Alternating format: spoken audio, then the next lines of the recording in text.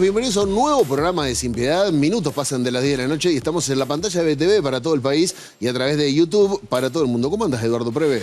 ¿Qué tal? Muy buenas noches, Diego. Buenas noches a todos. Ya pueden empezar a comentar el informe de hoy que vamos a tener. Ya vamos a ver ahí en el canal de YouTube qué les pareció toda esta semana el tema de lo que está ocurriendo en alguna de las escuelas sobre violencia escolar, que va a ser nuestro tema principal. Pero antes de entrar en el tema de hoy, me quedé toda la semana pensando, porque también recibí comentarios, al igual que vos, sobre el informe que dimos la semana pasada de la cantidad de uruguayos que van a estar viviendo sin hogar a la intemperie en Montevideo del año 2030. Estamos hablando de esta proyección que hizo la Facultad de Arquitectura junto con la Facultad de Ingeniería, un software predictivo que los números de verdad daban miedo. Mira, hoy hay más de 5.000 uruguayos viviendo en Montevideo en situación de calle. Para el año 2030 dan más de 10.500. ¿Y sabes qué? Cuando te pones a observar un poquito en la calle, esta semana sobre todo que han cerrado muchos de los refugios nocturnos, se nota la mayor presencia de personas que viven en situación de calle en la ciudad de Montevideo. Sobre todo he visto carpas instaladas, campamentos, bueno, lo mostrábamos en el programa pasado, ¿no? Eduardo, el tema de hoy también tiene que ver con algo que nos atraviesa a todos como sociedad, como es la escuela pública. Es una de las instituciones que más queremos los uruguayos. Es una de las instituciones que todos tenemos un nexo por haber ido, por tener un hijo que va. Es una de las instituciones más queridas y es una de las instituciones que en lo que va de este año ha sido muy castigada por una violencia social que no escapa al ámbito de la escuela pública. ¿De qué se viene el informe de hoy? El informe de hoy se viene vinculado a lo que vos decías, lo que pasó la semana pasada en la escuela 123 de Flor de Maroñas, donde un grupo de padres y de niños ingresó al centro educativo para agredir a una niña y a una madre a raíz de una situación de violencia que se había dado en ese centro educativo. Eso que disparó paros automáticos de los maestros. 3 días. 3 días, jueves, viernes y lunes. Una situación de protesta frente a la torre ejecutiva, una situación bastante conflictiva también con una asamblea gremial que termina expulsando del gremio nada menos que a Pablo Caggiani, que es el presidente de la ANEP, que es un histórico militante gremial. Y bueno, disparó todas unas situaciones y hoy vamos a estar abordando en Sin Piedad qué fue lo que ocurrió, pero sobre todo el diagnóstico y qué es lo que se va a tratar de hacer para superar estas situaciones, una situación que no escapa a la violencia en general de la sociedad, ¿no? Como noticia de hoy, fue detenida la mamá de 30 años, que fue la protagonista del incidente violento, no solo ella acompañada de unas 10 personas. De eso vamos a estar hablando, va a haber muchos testimonios. Eduardo conversó con mucha gente de ADEMU, gente de ANEP, también con una psicóloga, una socióloga, perdón. Experta en temas de violencia y violencia en centros educativos. Pero no va a ser lo único que vamos a tener en CPA, se va a hacer el informe que en minutos arranca nada más. Vamos a recibir a Leonardo Herú, que es el director de Desarrollo Ambiental de la Intendencia de Montevideo, el de la basura. Claro, exacto. El de la basura, el que todos estamos preocupados de cómo vamos a resolver la basura. Bueno, es con Herú que viene con mucha presión, porque lo presentaron como que nos iba a solucionar el problema. Se lo robaron a la Intendencia de Canelones, por decirlo de alguna forma. Sí, en realidad el gobierno nacional se lo roba a la Intendencia de Canelones y Montevideo se lo roba al gobierno nacional. O sea que el hombre viene con muchas credenciales. Pero debe ser una presión bárbara, porque mirá que no, es un tema que desde que yo tengo conciencia es uno de los temas centrales en las campañas municipales. Es uno de los temas centrales y además, mirá, yo te puedo asegurar que Leonardo se ha preocupado, en mi caso en particular le he mandado, yo soy muy observador, muchísimas fotos de contenedores desbordados de basura. Pero mandalo en 1950. Le mando directamente a él y puedo confirmar que se preocupa. Pero no va él a hacerlo. No, obviamente que no, pero bueno, a veces yo mando al teléfono 1950, pero también le refuerzo con un mensaje al director de... pero me metiendo presión con los contenedores, porque voy a hablar con Herú, eso. También vamos a estar con nuestro panel, como siempre, Javier Máximo Boni, Maxi Pérez y Camila Piri van a estar con nosotros. Vamos a estar charlando sobre el tema de la escuela pública, que es un tema que tiene muchas aristas, pero nos gustaría saber ustedes qué opinan. Seguramente los que nos están viendo o tienen un hijo o fueron a una escuela pública. Esto que está pasando ahora no es algo que pasó siempre. ¿A vos qué escuela te tocó cuando eras chico? Yo fui a colegio. ¿A colegio, mirá? Mi hija va a la 21, a la escuela Alemania, pero yo fui a un colegio en Camino Maldonado, el Santo Tomás de Aquino. Está bien, a mí me tocó la escuela 3 de Salto, fui a la escuela 3 durante... ¿Ibas a caballo a la escuela? Eso fue cuando era más chico. Bien. Iba a escuela rural, ahí cerca de la colonia San Antonio, los primeros 2 años, y después fui a la escuela número 3, que ahí me quedaba más cerca. Prometiste fotos tuyas yendo a la escuela a caballo, así que las vamos a, antes de que termine el programa las vamos a pasar. Señoras y señores, así arranca Sin Piedad.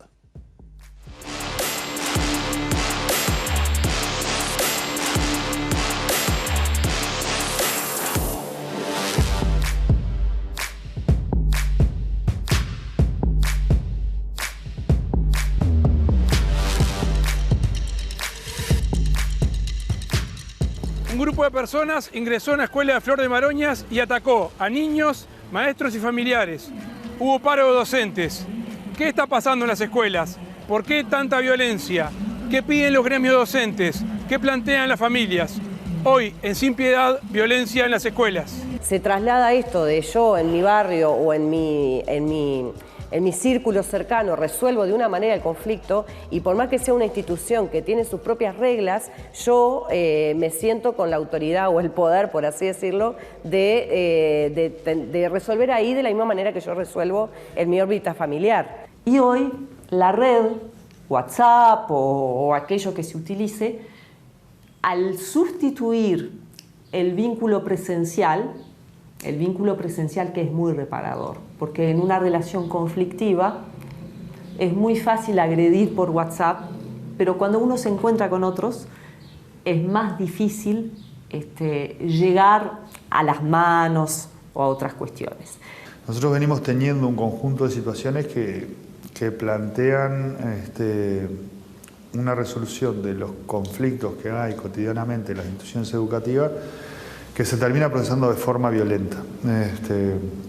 Y esto no es admisible en la educación. Es más, yo siempre digo lo mismo, es el único lugar donde no es admisible.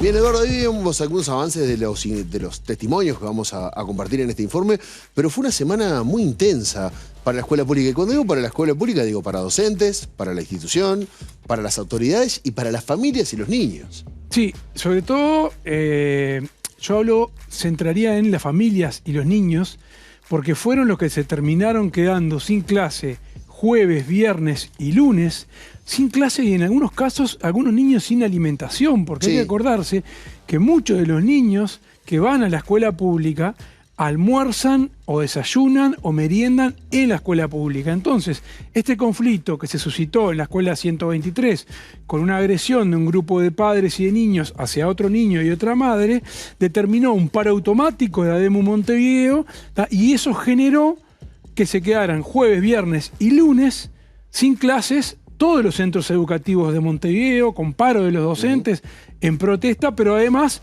sin alimentarse esos niños, que a veces es la única comida que tienen en el día. En muchas escuelas se pudo solucionar con el sistema de viandas, la mayoría de las escuelas lo avisan, algunas sí. A otras, sobre todo, fue el paro del lunes el más complicado, porque, claro, no hubo tiempo para gatillar dispositivos. El del jueves y el viernes la alimentación estuvo con el sistema de viandas, que para algunas familias es un poco más incómodo, pero bueno, en caso de necesidad se puede resolver. Pero también a mí, por lo menos, me gustaría aclarar que, claro, el tema de la alimentación no es un tema de los docentes, es un tema de ANEP. Es un tema de las autoridades. Los docentes no son los que gestionan, las maestras o los maestros no son los que gestionan la alimentación de los niños. Ahí es algo vinculado directamente a las autoridades. Sí, pero si la escuela está cerrada, el niño no va a ir a comer a la escuela. Pero la escuela no tiene nada que ver con los maestros y la maestra. Ellos son trabajadores que hacen un paro. Son las autoridades las que tienen que responder por el tema de alimentación. No son las maestras las que le dan de comer a los niños. Vos decís entonces que Caggiani tiene que salir a repartir la comida de los niños. Caggiani no, pero la gente, los no docentes se ocupan de eso. Las cocineras, los cocineros. O sea, esa ANEP la que tiene que garantizar la alimentación, no las maestras.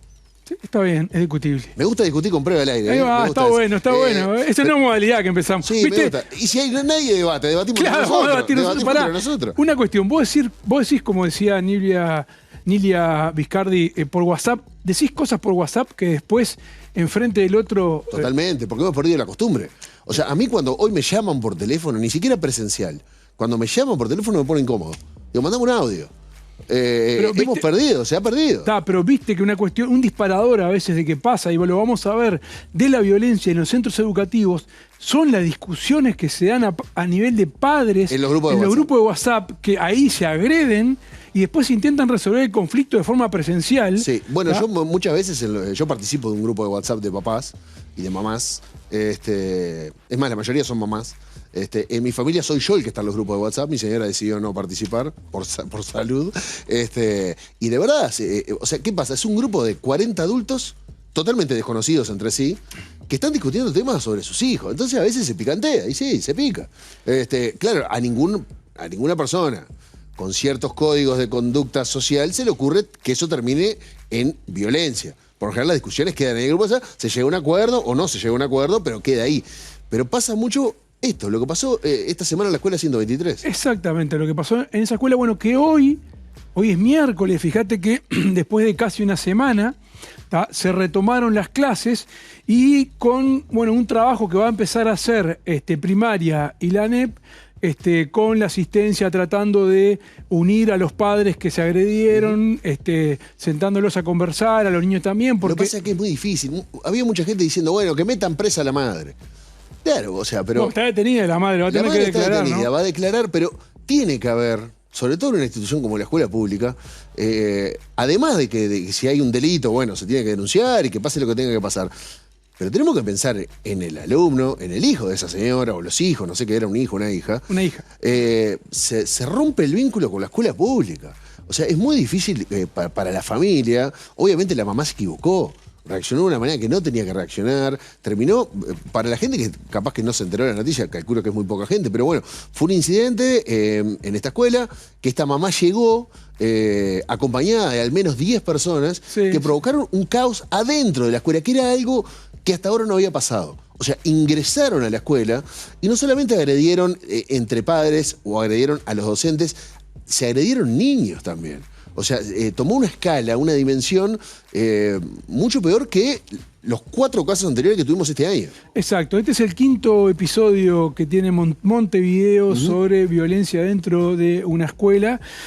Bueno, y al respecto de esto estuvimos hablando con la secretaria general de ADEMU, Paola López, y claro, yo le decía, bueno, las maestras son las que por lo general están en la primera línea de fuego, ¿no? Cuando en los centros escolares suceden este tipo de episodios. Y bueno, y hablamos con ella de más allá de la perspectiva de gremial o algo de cómo un docente, un maestro afronta este tipo de situaciones.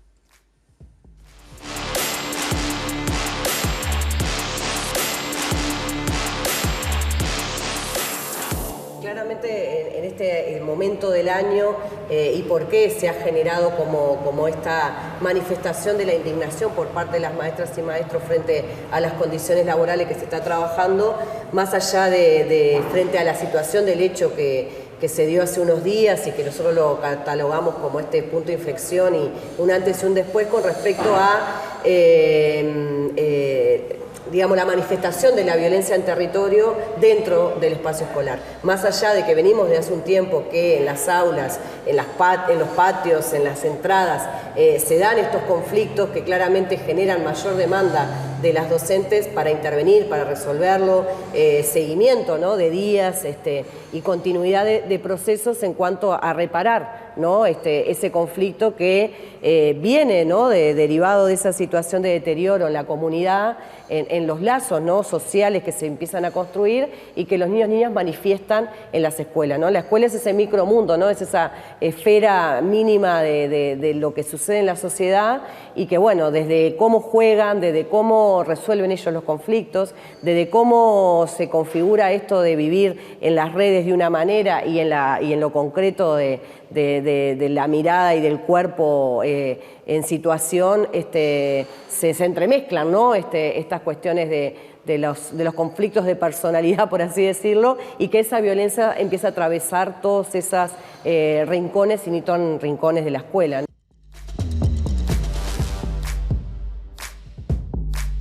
Bueno, parece de sentido común lo que dice Paola, pero es claro que la escuela no vive en una dimensión paralela a una sociedad que cada vez es más violenta.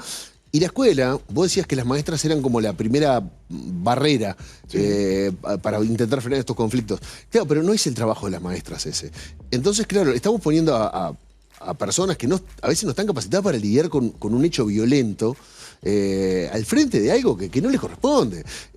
Igual en la escuela, vos decías que es la primera barrera para esto, pero es primera barrera para muchas cosas. O sea, muchos casos de abuso. Bueno, exacto. Lo vamos a ver con Casciani, que es el que nos relató después que la mitad de los casos, por ejemplo, de abusos son denunciados por las maestras. Sí, claro. Y pasó una cosa increíble este año, que también lo vamos a ver un poco más adelante. Había en el comienzo de clases 100.000 niños sin el carnet de salud al día, Sí, es verdad. que lo detectaron los maestros cuando le pidieron el comienzo de clases, y la mitad eran de salud pública, la mitad eran de mutualistas privadas. O sea que estos niños, sus padres no los llevaban a los controles médicos. Y gracias a que los maestros le pidieron el carnet del niño o del adolescente, se detectó esa situación. O sea que la escuela es, más allá de... Cumple múltiples funciones. Múltiples funciones, exactamente. Ahora, las maestras y los maestros tuvieron demandas claras en este caso. ¿Cuáles fueron? Y bueno, ellos sobre todo lo que quieren es, para afrontar este tipo de situaciones violentas, que haya especialistas y psicólogos para trabajar con los maestros y abordar las situaciones de violencia.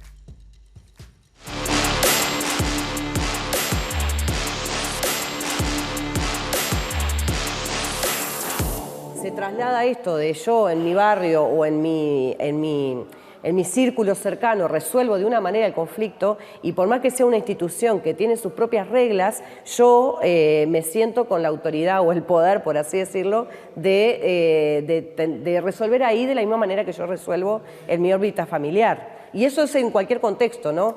Pero me parece que también en algunos sectores media en esto que capaz que pasa más en la órbita privada y que pasaba en la órbita privada, de que yo soy la que por ahí pago, ¿no? La que tengo como otra incidencia en ese proyecto educativo, y ahora está sucediendo en lo educativo. Por eso digo que tiene que ver con un estudio más social de cómo se entreteje los vínculos sociedad-escuela, y que hace a que en algunos casos se considere que por un lado está en la ley, porque en realidad recordemos que desde la ley 2008 se incorpora esto de los consejos de participación y de una mayor incidencia de las comunidades desde las familias para tener como incidencia en los proyectos educativos y demás, que es lo que queremos, porque nosotros decimos, ¿no? Trabajamos a la par con las familias, pero hay quienes lo interpretan desde un lugar de establecer sus propias, digamos, intereses o formatos de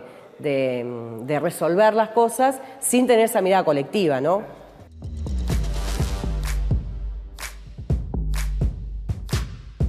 Bien, y volvemos al sentido común, porque lo que dice Paola es que la violencia que vemos cotidianamente, no hay forma de que no ingrese a las escuelas. Sí, exactamente. Y sobre el tema, nos fuimos a buscar un especialista en el tema que ha estudiado mucho, ha trabajado mucho este asunto, no solo de la violencia en el territorio, la violencia general, sino también la violencia en los centros educativos, nada menos que la socióloga Nilia Viscardi, que es especialista en temas de educación, violencia ciudadana y juventud con perspectiva de género, y que en estos momentos ella está ocupando un cargo, además es directora de Derechos Humanos de la Administración Nacional de Educación Pública. Pero en primera instancia le dijimos, despojate de ese cargo, tratá de abstraerte y que nos hiciera un abordaje más sociológico de qué es lo que puede estar pasando en las escuelas por estos hechos de violencia, que este año van 5 en Montevideo contra 3 del año pasado. Y ella nos dijo, igual de todos modos, dijo, che, pero ojo, porque la escuela hoy en día es todavía mucho más segura que la sociedad en general.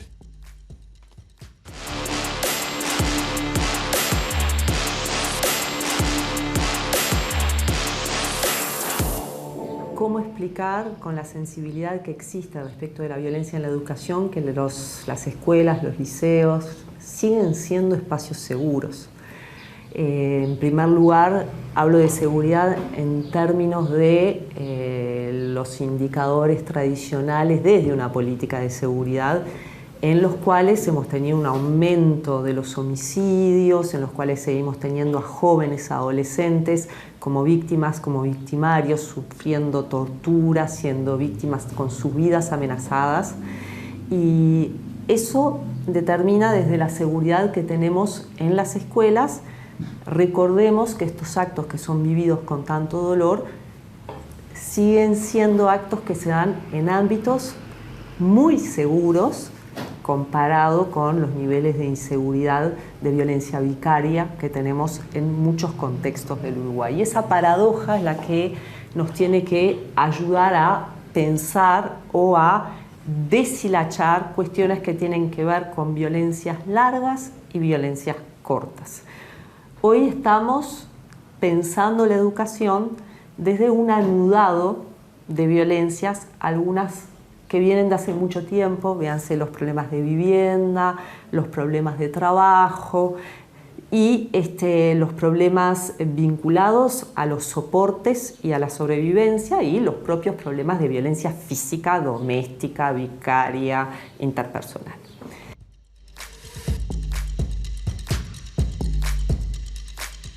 Bien, muy claro lo que decía Nidia, pero Paola López de ADEMU hace un ratito hablaba del rol, ella hablaba de WhatsApp. Exacto. Claro, este aparatito que tengo en la mano acá, este aparato, bueno, ¿qué rol cumple en esto? Lamentablemente, o sea, Internet es algo fantástico y fabuloso para la libertad de expresión y para muchas cuestiones, pero está generando también esto de la conectividad, de los vínculos virtuales de los niños y los adolescentes, está generando mayores conflictos, ¿ah? Y que a veces terminan resolviéndose no de la mejor manera en los centros educativos, llámese escuela o llámese liceo. Perdimos habilidades sociales. Claro, perdimos mucha habilidad social porque nos aislamos un poco. Estos aparatitos terminan sustituyendo el vínculo personal.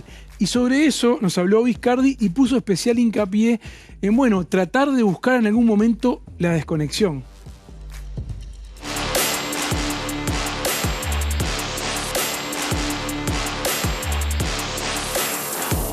Tenemos violencias nuevas, la cuestión de los medios de comunicación, que tienen un diálogo muy grande con lo que ocurre en la escuela, pero que es un diálogo nuevo y que tenemos que pensar. El impacto que tiene la permanente conectividad y las redes, que a diferencia de lo que ocurría hace 10, 15 años, en las cuales, digamos, para que una violencia verbal, para que una humillación, para que un destrato apareciera, tenía que haber una palabra escrita, una filmación, un registro de audio. Y hoy la red, WhatsApp o aquello que se utilice, al sustituir el vínculo presencial que es muy reparador, porque en una relación conflictiva es muy fácil agredir por WhatsApp, pero cuando uno se encuentra con otros es más difícil llegar a las manos o a otras cuestiones. Eso es un hecho que estamos enfrentando en todas las instituciones educativas, en toda la sociedad. El hecho de que por un lado se disminuye la copresencia, por otro las personas están permanentemente en una relación virtual conflictiva. Es importante generar espacios de conexión, análisis sobre lo que ocurre en redes, y esa capa nueva, vincular, se suma en contextos determinados a violencias largas, y eso establece un nuevo panorama en el cual, por un lado, a pesar de que los centros educativos son seguros, aparece una permanente representación gráfica de la violencia que viene a consolidar un fenómeno que en realidad no es inseguridad, sino malestar en los centros educativos.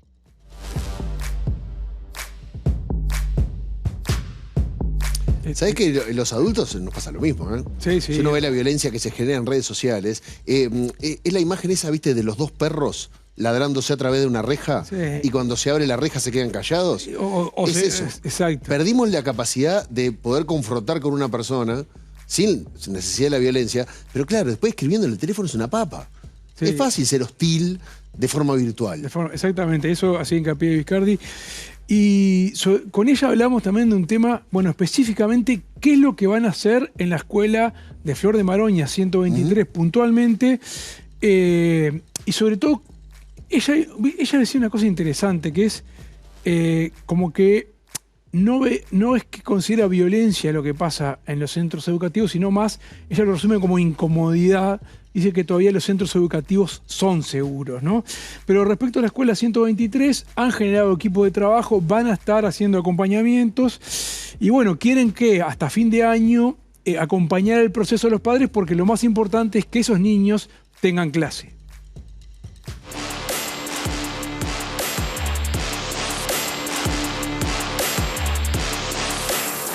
Nosotros vamos a generar figuras que van a acompañar el caso, por ejemplo, de la escuela 123, en el que ya estamos en diálogo y vamos a dinamizar un conjunto de apoyos que tienen que ver con calmar lo que tiene que ver con el conflicto, mediar, trabajar la violencia, pero nosotros la trabajamos desde la perspectiva de los derechos humanos. Hemos tenido en todo este año de trabajo experiencias muy ricas de desarmar a través del trabajo de Verónica Viaga, de Lorena Plasencia, de Patricia Piz y de nuestro equipo, que es un equipo muy amplio. Hemos tenido experiencias también con Marisol de herramientas pedagógicas de abordaje de la violencia y del conflicto que surten muchísimo impacto en aquellas comunidades que aparecen atravesadas por un conflicto que parece inminente y que parece imposible de parar. La escuela 123 sabemos que es una escuela que trabaja mucho, entonces vamos a rescatar las experiencias de trabajo que tienen muy poca visibilidad y nos vamos a concentrar, dirigidos obviamente por la Dirección de Educación Inicial y Primaria, que es la que lidera el diálogo en este centro educativo, en reparar, en sostener el trabajo y la relación con la comunidad durante estos 2 meses. Tenemos que defender y tranquilizar para que los niños sigan yendo a clase, porque el eje de nuestra política es precisamente la presencia en la escuela y por supuesto que vamos a dar señales de apoyo y de acompañamiento para que estos niños y para que sus comunidades y las familias que los sostienen no estén sin clase de acá a fin de año y con un trabajo de seguimiento a lo largo del año que viene.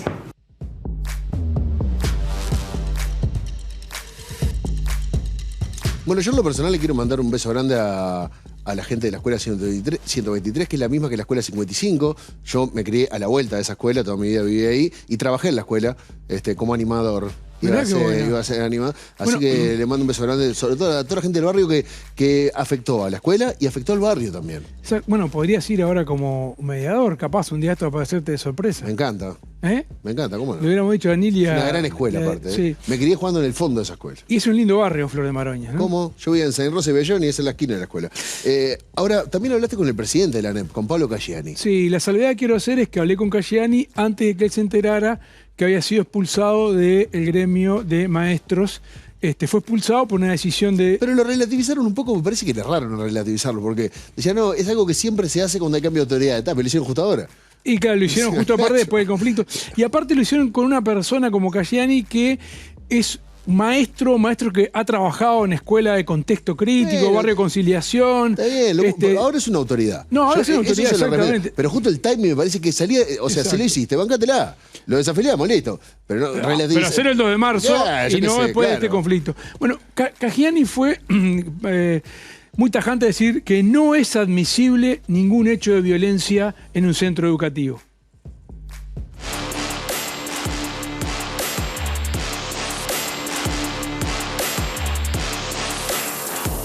Nosotros venimos teniendo un conjunto de situaciones que plantean una resolución de los conflictos que hay cotidianamente en las instituciones educativas que se termina procesando de forma violenta.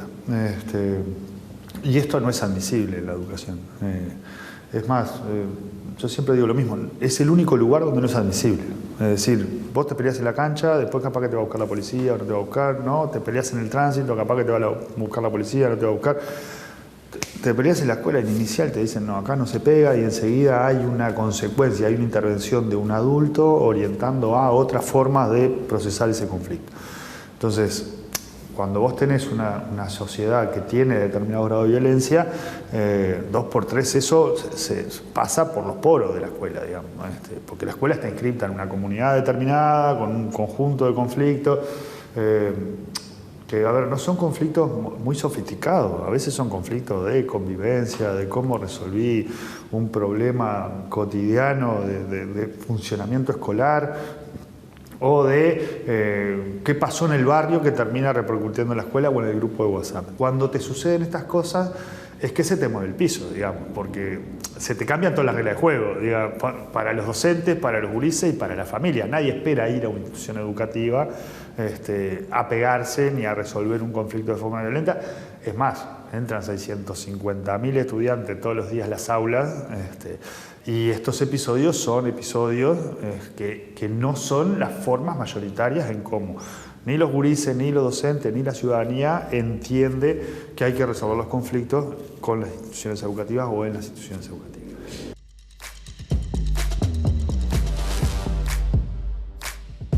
El presidente de ANEP también hizo referencia a la relevancia de la escuela pública como institución. Sí, porque es la única institución del Estado que está presente absolutamente en todos los barrios. Y yo me animo a decir, incluso en barrios donde la policía no entra o no entraba... Entran las maestras. Entran las maestras y hay una escuela pública. También, y eso surge de una investigación que se hizo sociológica sobre la violencia en centros educativos, decían que una de las cuestiones más importantes es el trayecto, cuidar el trayecto de los niños a la escuela. ¿Por qué? Porque ahí recogían testimonios de niños que caminan media hora más para llegar a su escuela. Para evitar pasar por Para evitar por algunos lugares. Pero de todas maneras, Casciani destacaba que la escuela pública es el único centro del Estado que está presente en todo el territorio.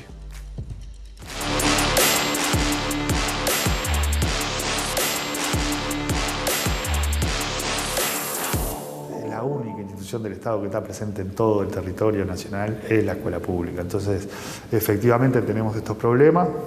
Se ha trabajado mucho desde el inicio con el Ministerio del Interior, pero también con MIDES, con INAU, con otro conjunto de actores, porque además lo que sucede es que en estos 5 años la escuela quedó muy sola. Entonces, la escuela sola, la escuela agredida, digamos, tenemos que dar vuelta a eso, tenemos que decir, es importante lo que pasa.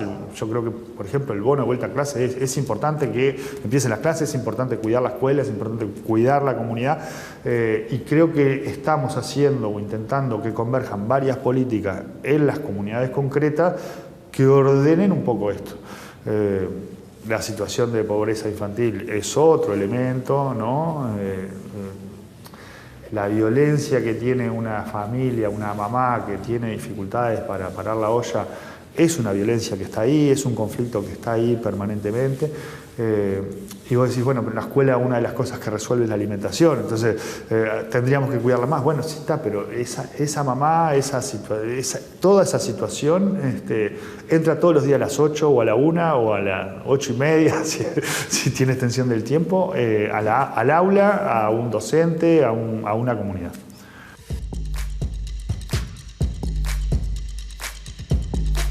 Casciani también habló sobre la importancia de proteger a la escuela como institución. Claro, y si será importante la escuela que a comienzo de este año había, como te decía, 100.000 gurises y gurisas sin el carnet de salud al día, sin controles médicos, y eso lo detectaron las maestras, lo informaron a la ANEP lo informó a Salud Pública y allí se coordinó para que se controlaran a estos gurises. ¿Sabes cuándo salta eso? Con los paseos. Exacto. Porque para que el niño o la niña vaya al paseo, tiene que llevar el carnet del niño o el carnet, y los que no lo tenían al día, lo tenían que tener para poder ir a los paseos. Claro, es una forma de presión que está buenísima. Exacto. Para controlar que los niños se estén atendiendo pediátricamente. Y de esto habló Casciani.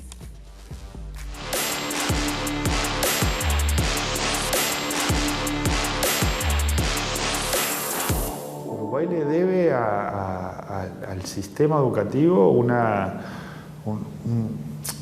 actor fundamental de la matriz de protección social. Es decir, cuando nosotros asumimos que estábamos preocupados por una situación que nos estaba pasando con los gurises migrantes que no accedían al carnet del niño o de la niña y demoraban meses porque no tenían documentación, entonces fuimos a hablar con el ministerio por eso, y cuando fuimos a mirar los datos teníamos más de 100.000 gurises de primaria sin controlar. A él el Ministerio de Salud agarró y empezó, ¿no? Porque eso la mitad eran de ACE y la mitad eran de prestadores privados. Arrancó uno a uno a ver cómo se controlaban, regularizamos 70.000 en 2 o 3 meses. Eso se hace porque la escuela tiene el dato. porque la institución de media tiene el dato. Entonces, cuando empezás a mirar las cuestiones de violencia, abuso y maltrato, la mitad de las denuncias de lo que reporta CIPIAB viene de las instituciones educativas, es decir, que es donde cotidianamente van los gurises. Entonces, yo creo que no solo hay una tarea ahí que es educativa en el sentido más tradicional, ¿no? Aprender a leer y escribir, ¿no? Aprender de nuestra historia, aprender de los valores de nuestra convivencia, sino que además en la escuela se anuda toda la matriz de protección social sobre los gurises.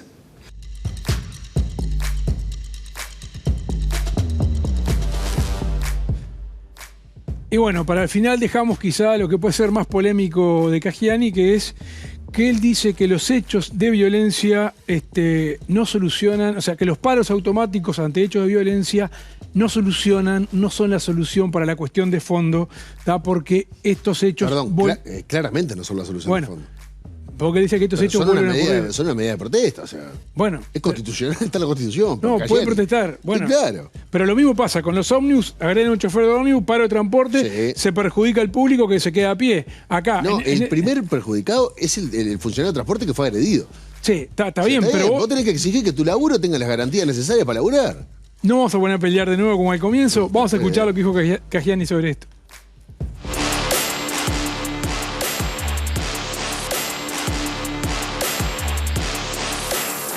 El paro automático respondió a una resolución en un momento de mucha indignación. Y después yo creo que todos los actores estamos contestes en que no es la mejor medida. No es la mejor medida ni para abordar esa situación, ese episodio,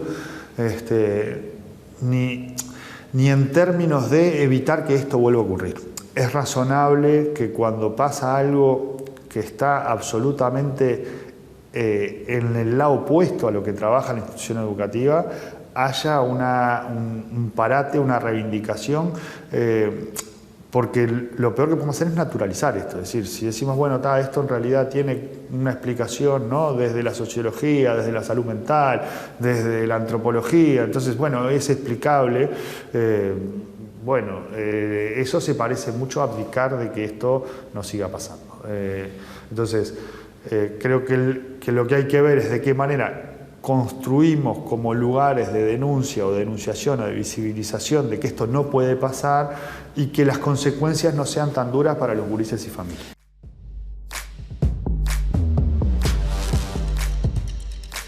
Bueno, después de haber visto todo el informe, yo por lo menos me quedo contento si por lo menos se discute en la casa esto.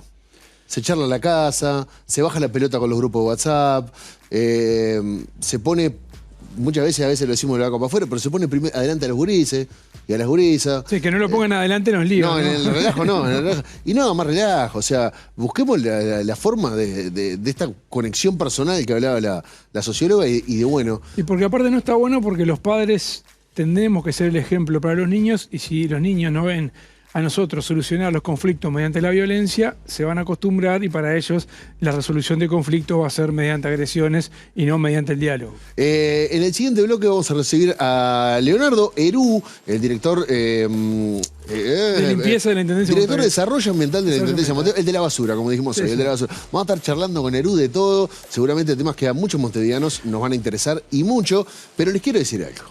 ¿Qué? A ver. Está cumpliendo 3 años en Uruguay. La Fundación Real Madrid con la academia más grande del país. Son más de 500 jugadores que entrenan semana a semana, ¿sabes dónde? En el Estadio Charrúa con el escudo del club más grande del mundo. La academia funciona para niños y niñas de entre 6 y 18 años con competencia todos los fines de semana para todas las categorías.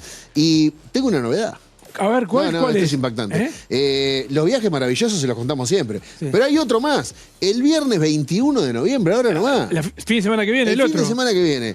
Más de 100 niños y 120 familiares van a viajar a Argentina a disputar el LATAM Challenge, un encuentro de academias de la Fundación Real Madrid, de que además participan más de 45 colegios y clubes. Tremenda experiencia para los gurises y gurisas. El torneo va a tener ceremonia de apertura en el Estadio Real de Pilar y va a contar con la conducción de Juan Marconi y Agos Larraín. Roca. Divino. Mirá. Metieron influencers, a mí me encanta. El torneo dura todo el fin de semana y además las familias van a visitar el estadio y el museo de Boca Juniors, además de muchas horas de fútbol. ¿Quieren saber algo más? Fácil, es 092-372-355, se sacan todas las dudas y los gurís a disfrutar. Me quedé voy a ver si me puedo enganchar por ahí. ¿Vos sí que me aceptarán ir con ellos a Buenos Aires? No, pero tenés que por lo menos jugar al fútbol, algo. ¿Me ves, Pinta? Primera tanda en Sin Piedad, ya venimos. Hace 3 años empecé a jugar en la academia. Yo hace 3 años empecé jugando en la academia. Hace 3 años empecé a jugar al fútbol en la academia. Yo hace 3 años empecé a jugar fútbol en la academia. Hace 3 años nos dimos cuenta que hay otra forma de vivir el deporte y el fútbol infantil en nuestro país. Vinimos con el objetivo de que aprenda y se divierta. Y hace 3 años que estamos acá y lo estamos logrando. Desde hace 3 años cambiamos el paradigma. Vinimos con el objetivo de imponer una nueva forma y lo estamos logrando. En nuestra academia no hay insultos, no hay presión y se respira buen trato. Queremos agradecer a todas las familias que confían en nosotros desde el día 1 y a todas las que se siguen sumando. La verdad que estamos muy contentos con lo que ha sido el avance y el logro de esta academia. Tenemos una metodología que estamos buscando, que está teniendo sus frutos. Deseamos que los niños vengan felices y que cada día de entrenamiento quieran volver. Y hay una armonía preciosa en todos los días en el momento de entrenar. Ya hace mucho que arrancamos la forma de enseñar esta pasión y ojalá que sean por muchos años más. Estamos disfrutando mucho del proceso y trabajando porque se vienen muchos años más. Acá aprendo, me divierto, hago amigos Y todo eso en el club más grande del mundo. Felices 3 años a la Academia de la Fundación Real Madrid en Uruguay.